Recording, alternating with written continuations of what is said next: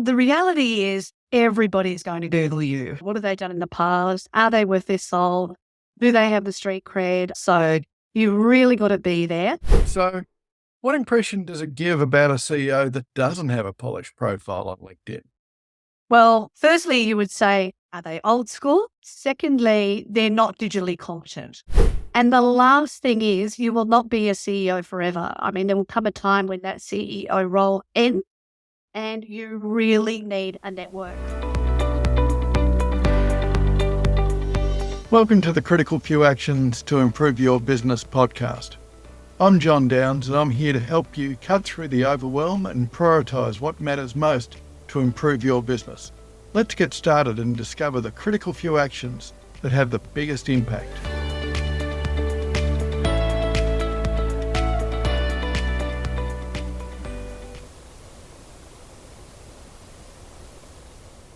Is your online profile helping you achieve your goals, or is it sabotaging your efforts? Today, we're exploring the power of your digital presence. Whether you're a CEO or a senior leader, I believe your personal brand will have a major impact on your career. Our guest, Sue Ellson, a LinkedIn pioneer and online consulting expert, shares essential tips to refine your digital footprint, from optimizing your LinkedIn profile to the benefits of owning your name website. Sue's advice is invaluable. This episode gives you the actions to boost your online presence. So let's dive in. Welcome back. My next Meet the Expert interview is with Sue Ellson to talk about what does your online presence say about you. After a diverse career in banking and consulting, Sue Ellson founded her first website, newcomersnetwork.com, in 2001 and joined LinkedIn in 2003.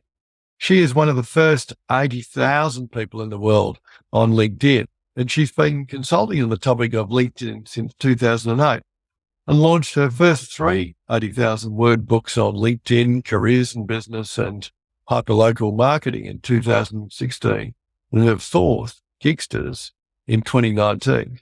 Her most recent book, the 5th, LinkedIn for Me and My Career on Business, was launched on the 23rd of January, 2023. Sue describes herself as an independent LinkedIn specialist, author, educator, career development practitioner, consultant, founder, gigster, trainer, and poet. She helps a wide variety of individuals and businesses in Australia and overseas with their online presence for their career and enterprise. And Sue has also worked extensively with me to actually improve my online presence, to which I'm eternally grateful. Sue's going to talk us through a few slides on realistic and achievable strategies and tasks, her critical few actions, that will help you manage your online presence via an ordered content, options, and activity to ultimately improve your digital competency. And then we'll have a few questions to wrap up. So, welcome and thanks for joining me. Thank you, John. Great to be here. So, would you like to take us through a little bit around how we actually look at our online presence and what does it tell us about us? It's pretty certain that anybody who meets you is going to Google you. And so it could be in the bathroom at a party. It could be before a job interview. It could be for due diligence purposes. It could be any number of reasons. But if you Google yourself on somebody else's computer, not your own, and you find that the only thing that comes up is some prehistoric quote from a long time ago and badly worded LinkedIn profile, that's not going to look good for you. And the top CEOs now all have their own websites in their own names, so that they've got that dossier of all the fabulous things they've done, specifically under their own name, because we know that a lot of leaders have multiple roles. And having your own website means that you don't just have to rely on the page on the company website that says you're the CEO or the leader or whatever. You can actually put up whatever you like. So I'd say definitely you need to have your own LinkedIn profile as a starting point. But secondly, your own website would be fantastic to have. And if you've optimized those, they should appear on the first page of search results. Now, if you've got a name like John Smith, which used to be very common, then it might be a little bit difficult to compete against all the other John Smiths out there. So you might want to add in your middle initial into all of your content so that you get identified as John M. Smith or Sam X Smith or whatever it is. And so that you can be found very easily. So people can attribute your stuff for you. And I worked with this one leader who had an amazingly successful career and was a darling of the press and media and had lots of really great content. But unfortunately, he went bankrupt. So those very same people who loved him on his rise to the top were ready to chop him down very soon after. And so what we did was a little bit something similar to what I did for you. I did some Googling well beyond page 2 of search results. And I found all of this amazing content that he had published over many years. So I told Google all of those links, the good ones. And I put the bad links in a spreadsheet as well, just so we knew what they were. And then I told Google about those links. So after a little while, Google learned that people were clicking on those links we'd already told them about. So when people Googled him, this bankruptcy story didn't appear, but the good story came up. So I guess the other component of any online presence is a risk mitigation strategy. So in the unlikely event that something terrible does happen, it doesn't have to be bankruptcy. It could just be a bad annual report, or it could be something else, more minor infraction. If you've got a good Google presence or a good presence online, and now to a certain extent on social media, then that will protect you from any bad reports that come out.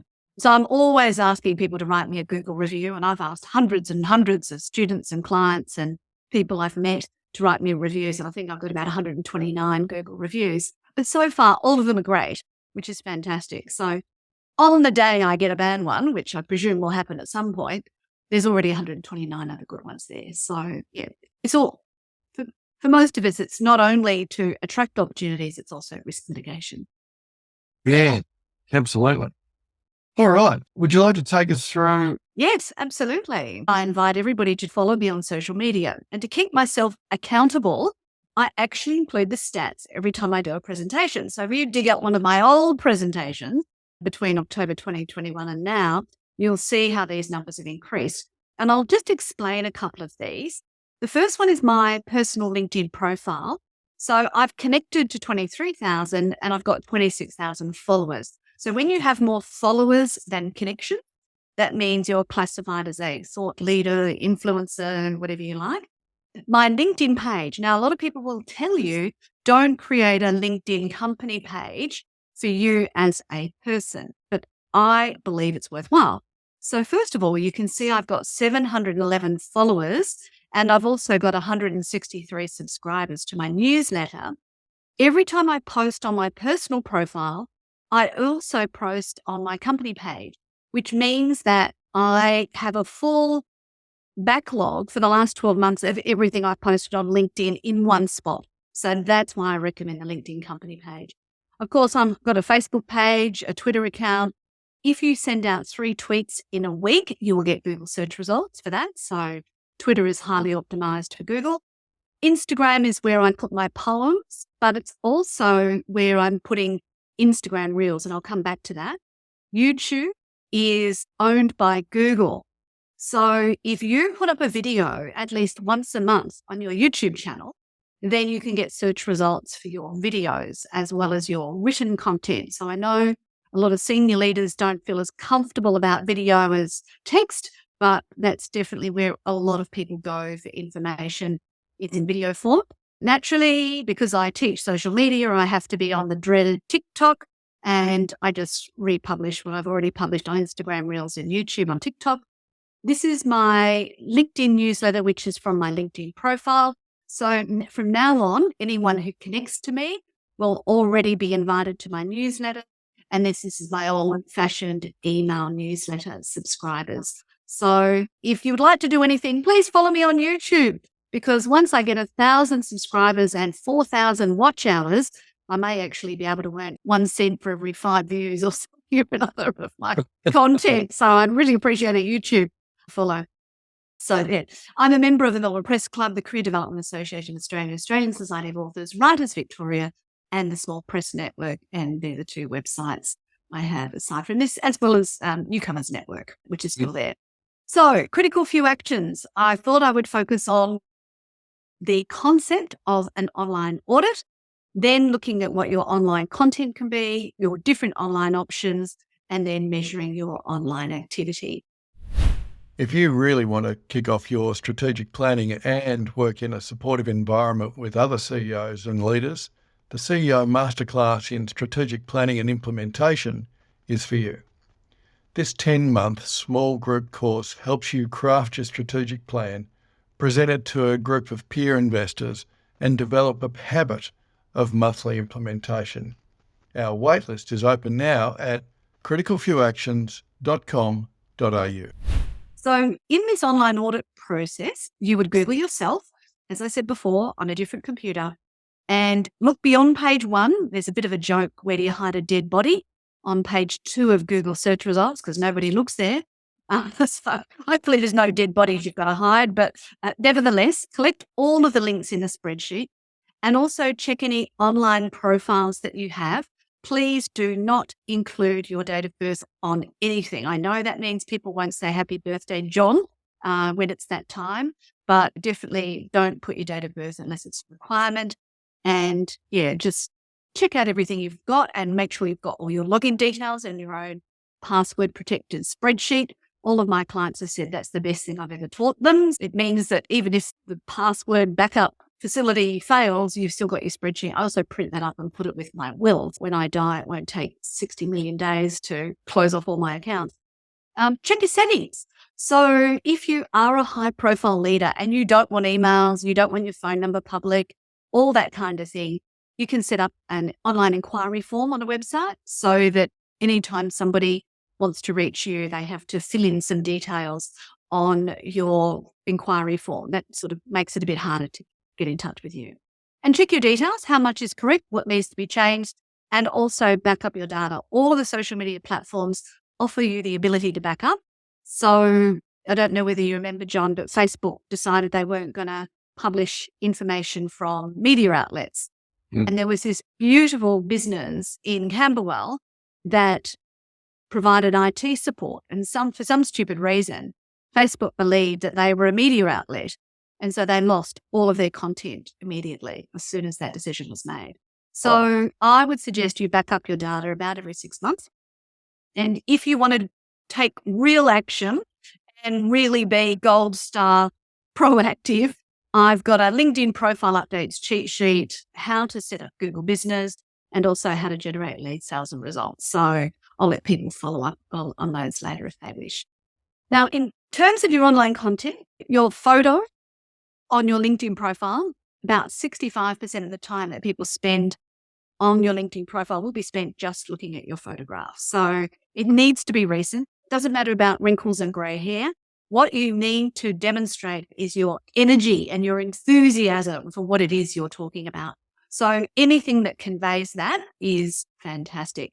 Preferably looking at the camera, smiling with your teeth showing, and wearing a high neck garment, because what that does is it frames your face. If I put my scarf up, all of a sudden you're now much more likely to look at my eyes instead of when you might have been tempted to look at my neck, because that's where the skin ends. Having a high neck garment is important.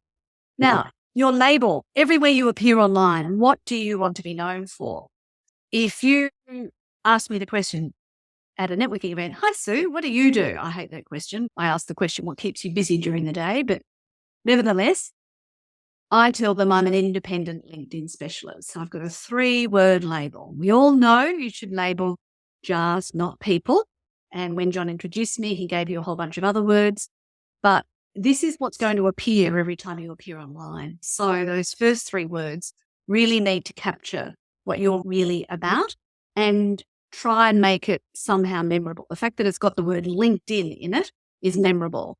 Independent, not so exciting, but specialist is my level of competency. Independent is my adjective, and LinkedIn is the actual details of what I do. So if you can come up with your own memorable label, a lot of people find that really hard to do, but it's necessary if you want people to remember this is what you do. Now, I do lots of different things, but when I was Sue Everything, I wouldn't get a gig.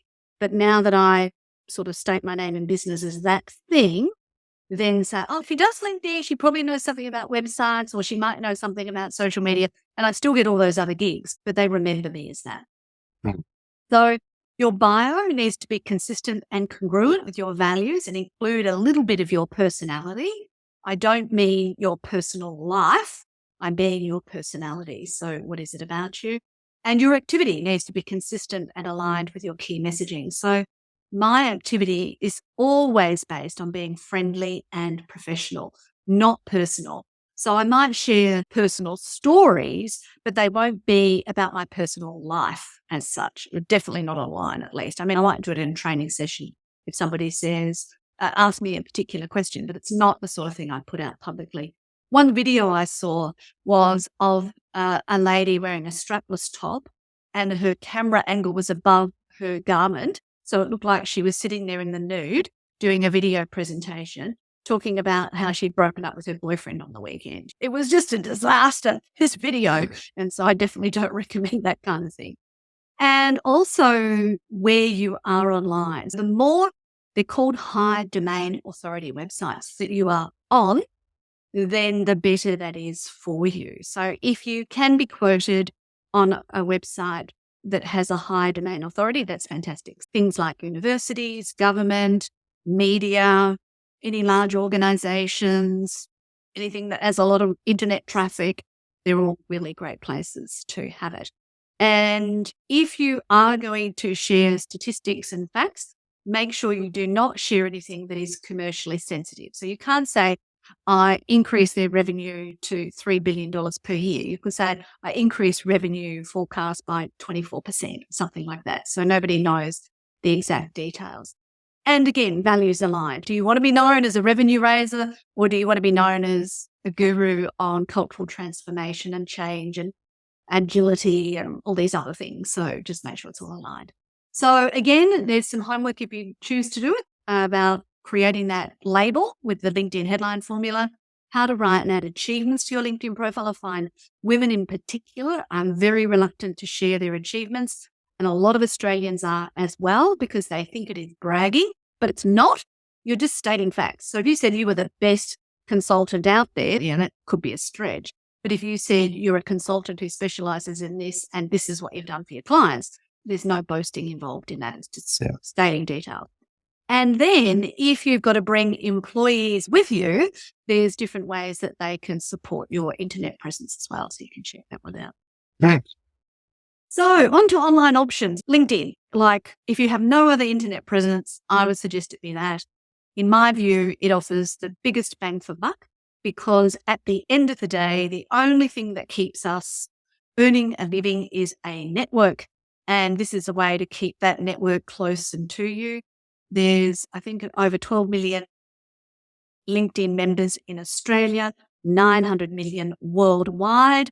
So I have a policy of everyone I meet, everybody I correspond with, everybody who reaches out to me, everyone who I meet socially, all of them, I connect with them on LinkedIn. And I can show you how to do that via your phone if you wish. Your own name website. So you own it, you control it, you can put whatever you want on it. It's your showcase. You can provide evidence.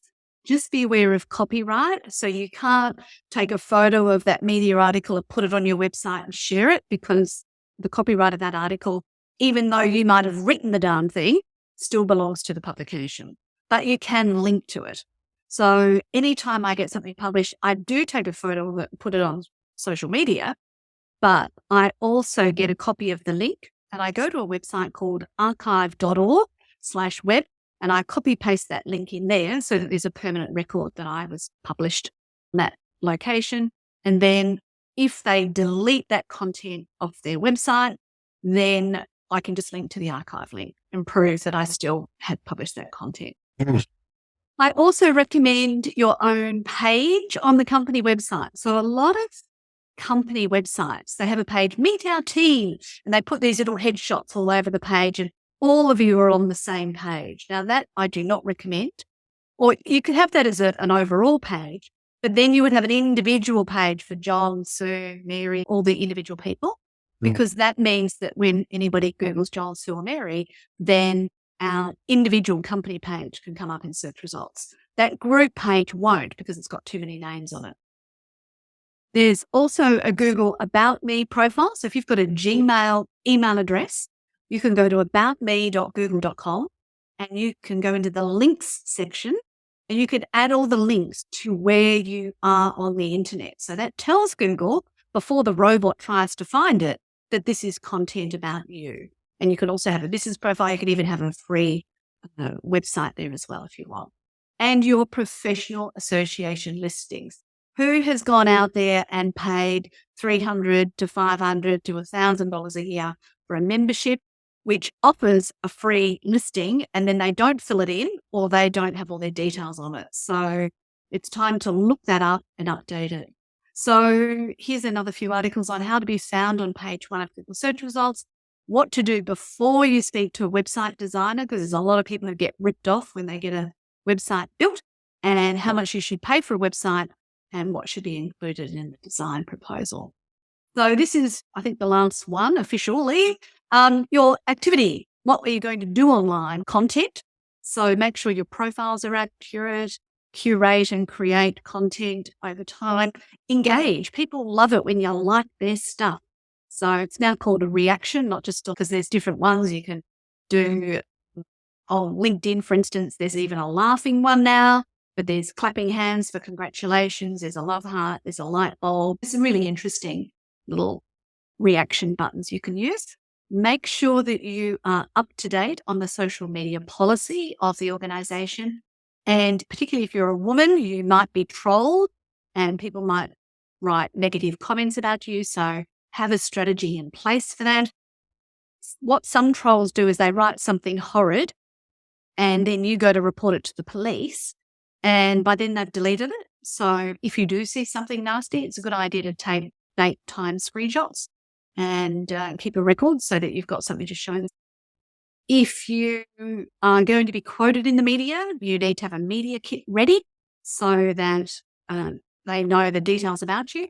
And if you're going to be a spokesperson for the organization, make sure you've had some media training on what to say or not say in front of the 20 cameras outside the office. And also fact check wherever you can. Now, ChatGPT is really good at producing content, but none of it's fact checked. It's all based on what everybody else has said before. So I love to include statistics and facts in the content I write. And also, if you are the media, I've asked for links or recordings or whatever from the publisher if I can reuse them. In the last 6 months, I've appeared 5 times on Channel 9, and they've given me the recording directly from their system. And I put all 4 videos onto my YouTube channel for the first 4, and they sent me the one for the 5th. But then I found out that they've put the 5th time I was on their YouTube channel. How exciting is that? So it's already had 1,100 views and 16 likes or something or another, which is super exciting. So I have still added it to my YouTube channel, but I've made it private. So if they remove that video in the future, I'll still have the record of I was on and I can make it public.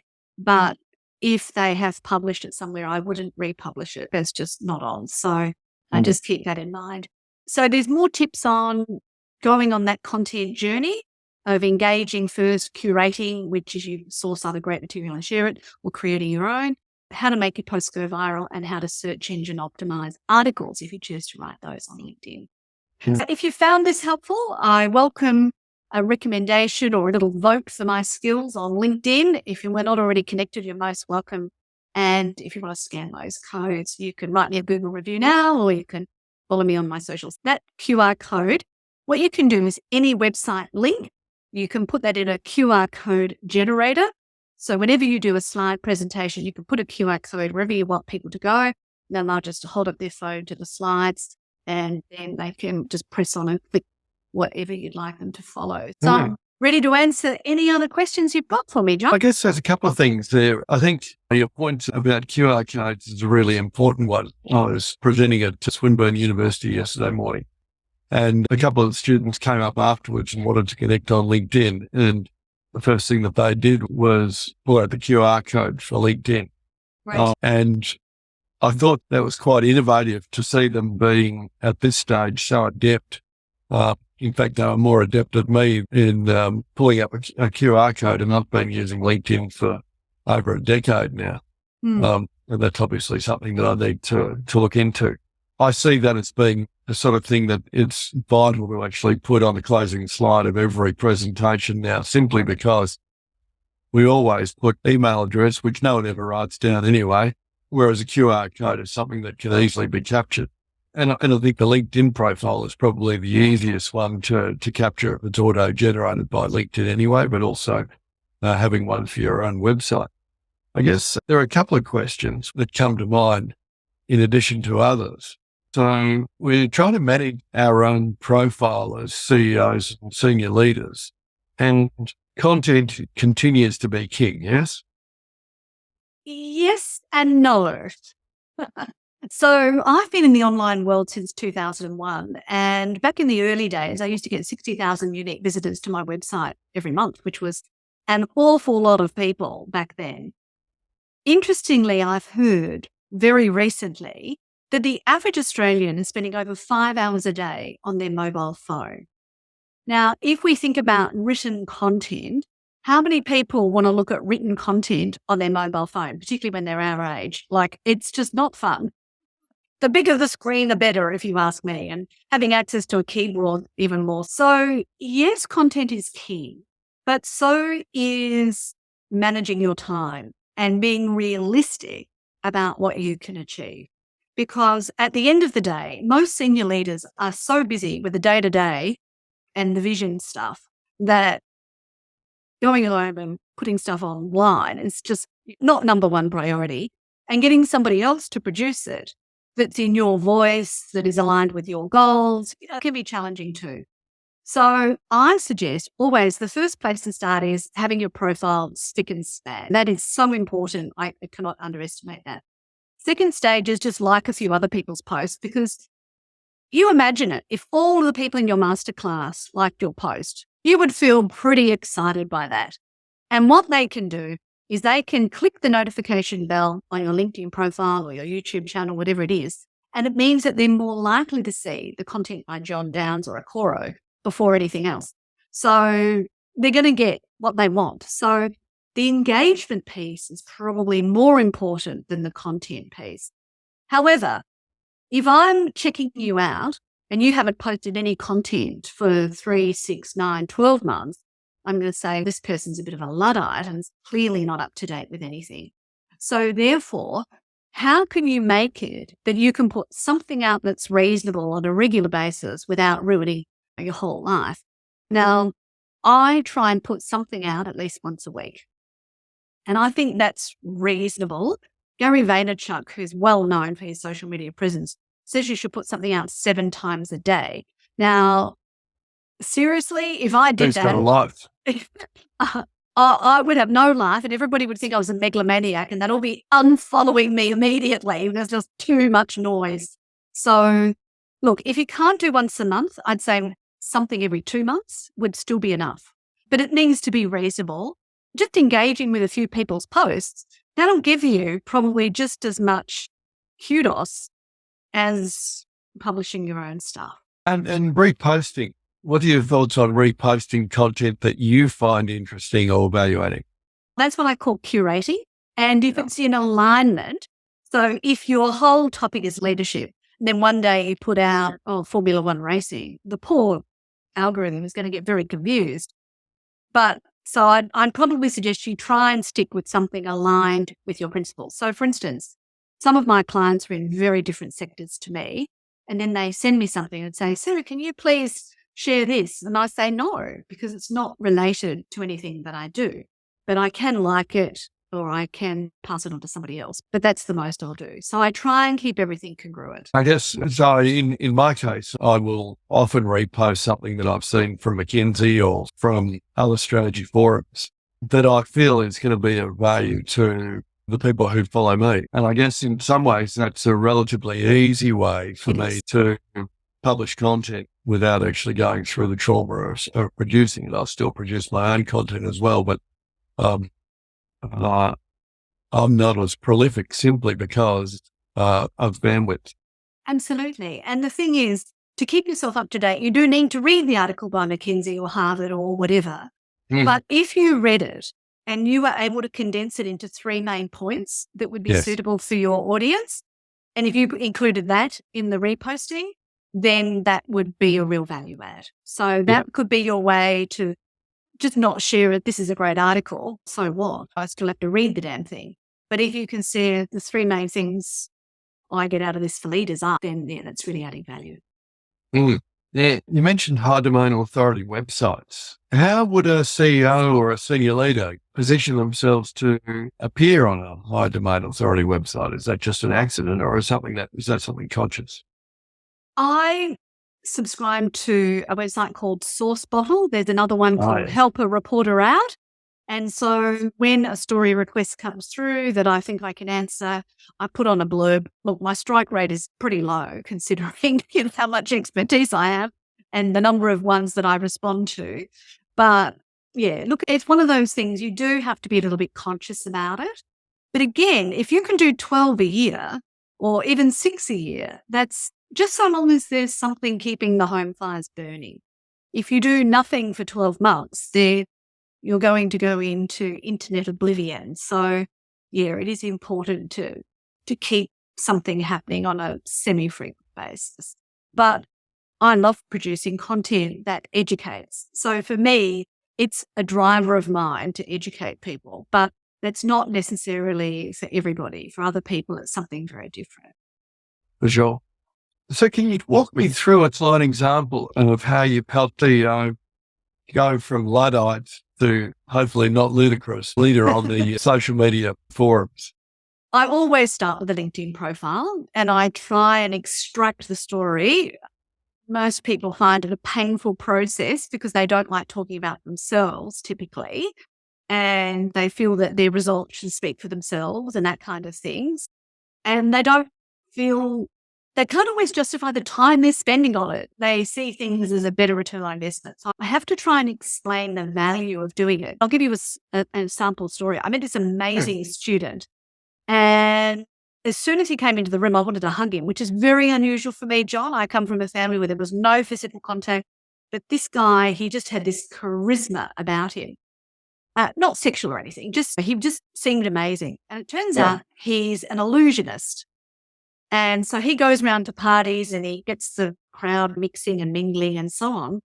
But he was previously a Qantas airline pilot. So that must have been where we connected, because my dad worked for Ansett for 37 years. So he must have had that vibe about him that attracted me to him. And everybody asks him, how did you become an illusionist? Blah, blah, blah.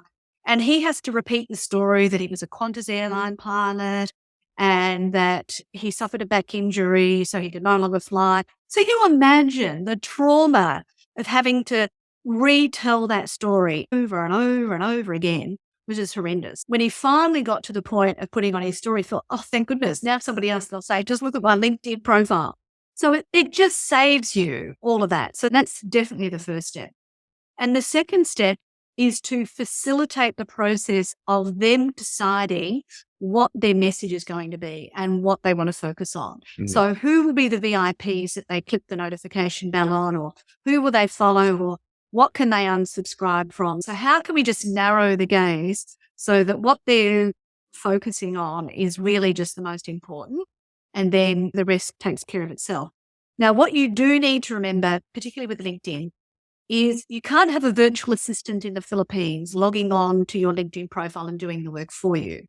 So firstly, there's a complete cultural difference. So although it might be cheap, the quality may have a different standard. I'm not saying it's bad. It's just, it'll be different. And there's a lot of cultural barriers there. They speak English, but they don't understand it the same way as a native English speaker speaks. And no criticism, just what I've observed on many occasions. So if somebody else is going to be representing you on LinkedIn, they need to have very good guidelines as to what they are or are not allowed to do, and at what point they need to contact you for advice on how they are to proceed. So you need fairly strict instructions.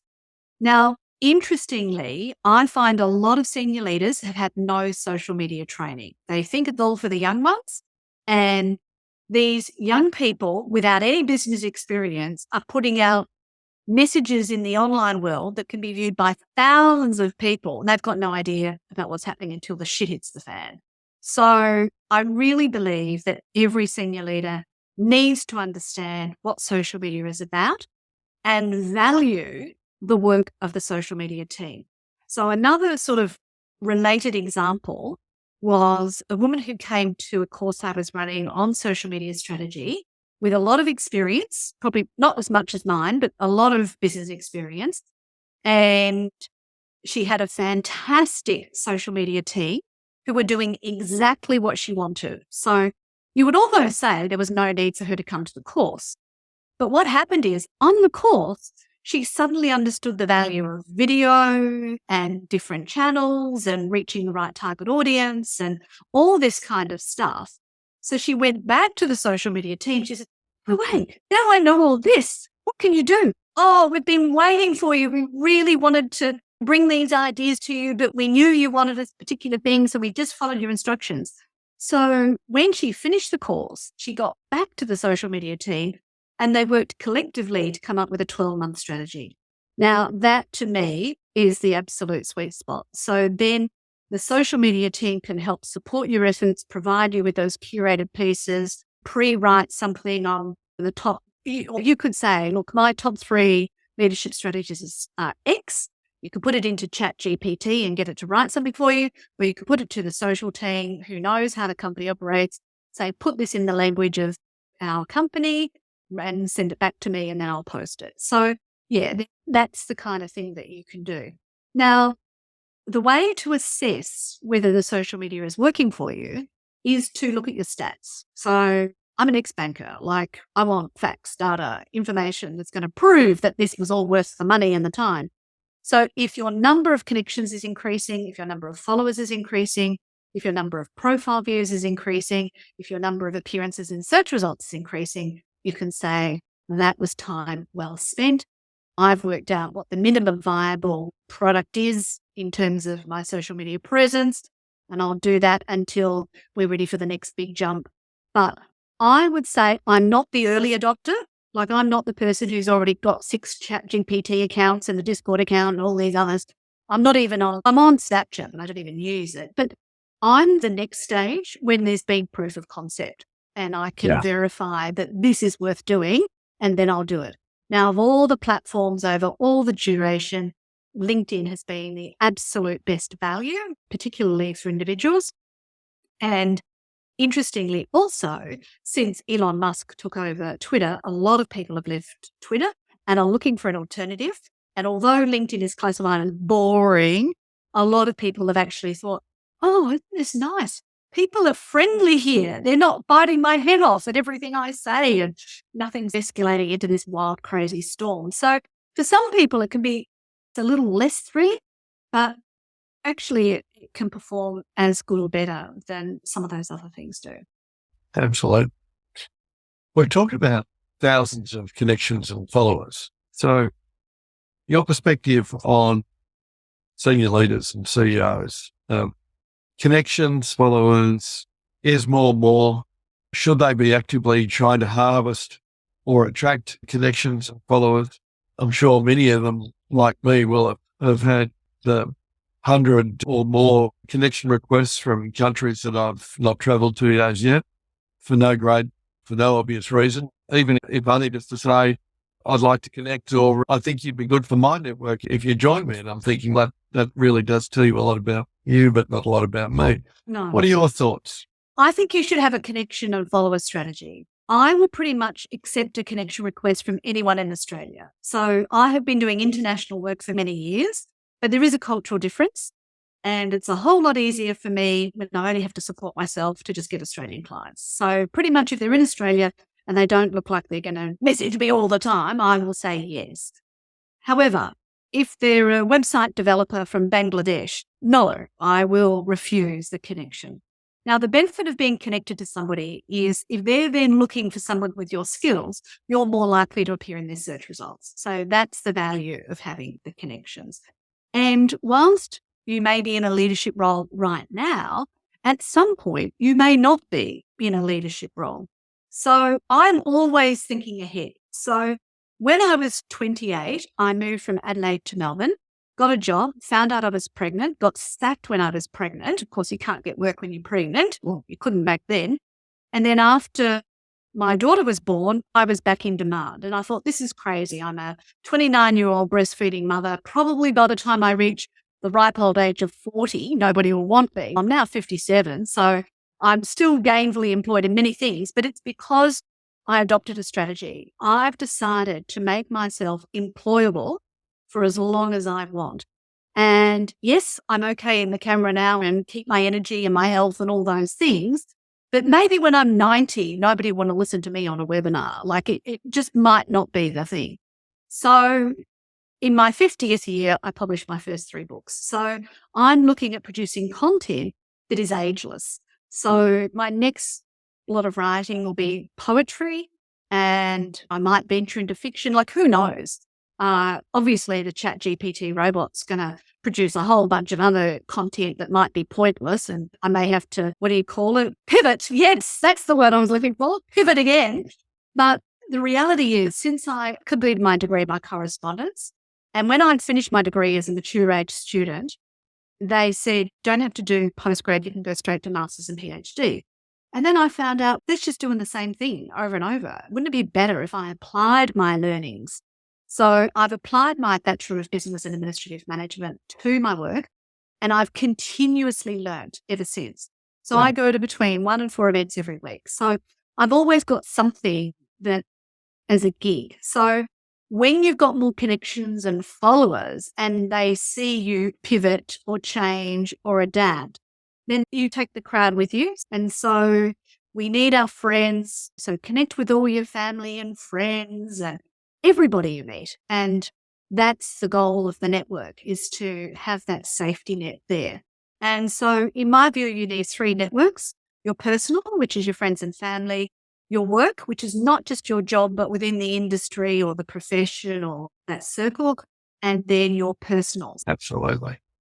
If I'm a senior leader and looking to start to promote my personal brand and my organisation, what would you say are the critical few things, those critical few actions that if I did nothing else tomorrow that I should start doing? That label that you give yourself that's in the headline is absolutely critical. You obviously need to showcase the organisation you work for. So make sure you've chosen them from the drop-down box and you follow them and you like their posts and do that. If you're representing one organisation, you could have the logo in your banner next to your photograph to show that I really do represent this entity. And yeah, just fill in your LinkedIn profile, because if the staff members' profiles are better than yours, it just doesn't look good. And I do a lot of work with schools. I go in to teach the year 11s and year 12s in secondary school to update their LinkedIn profiles. And the headmaster's or the principal's profile is disgusting. So how can you lead by example if you haven't done it yourself? So yes, you do need to be across it. And then to engage with at least one thing once a week and maybe put something online at least once a month. I think that should be achievable. That's just on LinkedIn. But really and truly, if you really want to be seen as a great leader, you need your own name website and you need to tell the full backstory and prepare for the day when you're not the leader, because it will eventually come. As much as we want to deny it, it does come. And the more you are prepared for it, the better chance you have of making that transition to whatever is next. So I feel like I've been in front of a fire hydrant of information for the last 20 minutes. Thank you so much for that. Any leaders that are listening to this will probably feel exactly the same. And so I guess that raises the question for the time for leaders. How can you help them get past and get up to speed fast? I work with people, not for people. So I'll take you on the journey and just help you understand what is important. So you just tell me what you're trying to achieve, and then we just focus on the tasks that achieve that. Right. In that case, I invite any listeners who really want to get on top of their social media presence, get their LinkedIn profiles knocked into shape in no time at all. And I still remember us working through mine very rapidly and comprehensively. So in conclusion, what are your thoughts on why a CEO should be on LinkedIn? Well, the reality is everybody's going to Google you, like the shareholders, the employees, the future employees, your friends, people at parties, everybody's going to Google you. So if you say you're a CEO, they're going to say, oh, yeah, well, let's check them out. What have they done in the past? Are they worth their salt? Do they have the street cred? I mean, they're going to want to make those assessments. And the irony is that people believe what they find online more than what their best friend tells them. So even if their best friend said, this person's a fantastic CEO, people are still going to Google and make that decision for themselves. So you really got to be there. I also believe that the best CEOs also have their own name website. So I'm actually working with a client at the moment, an Australian who's in Mumbai, and he's purchased his domain name, but we're going through his LinkedIn profile first to build up the backstory, and so that we know what we're going to focus on, because he's going to be moving into a different industry. And then we'll start building up his profile and his brand and the types of content he wants to be known for on his own personal website. But you can start with LinkedIn because that can give the full backstory, but then having your own website means you can really personalize it. And I actually believe that if you're going to go for a top level CEO position, if you don't have your own website, that's going to be a detriment as well. Good point. So what impression does it give about a CEO that doesn't have a polished profile on LinkedIn? Well, firstly, you would say, are they old school? As in, they think, oh no, I can call a prime minister and I'd bet these people, so they have very little online. Secondly, they're not digitally competent.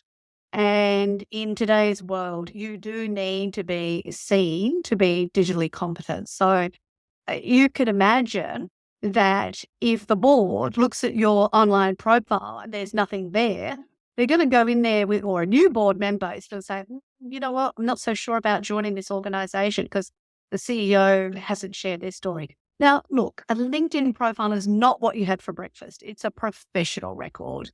And if you've got a little bit of a glitch in your background, you can massage the message. So a simple example is maybe there was a big gap between CEO positions. We all know that to go from one CEO position to another is not necessarily an overnight task. So what did you do during the gap? So you can actually say, well, I had a sabbatical and I traveled 3 countries. I started learning a language. I learned about raw food. And you can fill in that gap. So it massages the message, because we don't want people to think you were in jail on extortion charges, you had a disability, you were sick, because that's what a gap can look like. So you just fill it in and, as I said, massage the message and explain some of the things you did between date X and day Y. So it's a really great way to just tell the story you want to share and give that opportunity across. The other thing I say for very high-profile CEOs, you don't want to be contacted by disgruntled shareholders, employees, customers, and whatever. So you can also use it as a way, if you would like to reach out to me directly, please fill in this form, and then people have to go through a process to reach you. And that will get rid of a lot of the tire kickers as well. And it also means that if you've got systems set up because, people do want to complain, then it can go through the organizational function there. And the last thing is, you will not be a CEO forever. I mean, there will come a time when that CEO role ends and you really need a network. So if you've been building up your network the whole way through, we can think about this in terms of prime ministers who've had a disappointing dismissal at some point. They really need that network so that they can carry on and do whatever they'd like to do going forward. So having that good LinkedIn profile and that good network that you build with it, that would be important too. So it's not just about the actual content, it's about the network you create as well. I totally agree. And so thank you so much for your time. It's been absolutely invaluable and I've thoroughly enjoyed it. Great. Thanks, John. I like to make sure every word counts. You've probably gathered that by now. Absolutely good. Thank you. Thank you. Thanks for listening to the CriticalFewActions podcast. Don't forget to subscribe and grab the downloadables from the show notes. And if you found this episode helpful, I'd really appreciate it if you share it with your peers and your team. Stay focused and take action. The Critical Few Actions podcast, including show notes and links, provides general information only and is not individualised business advice, nor can it be relied upon as such. You must take responsibility for your own advice, decisions, and actions.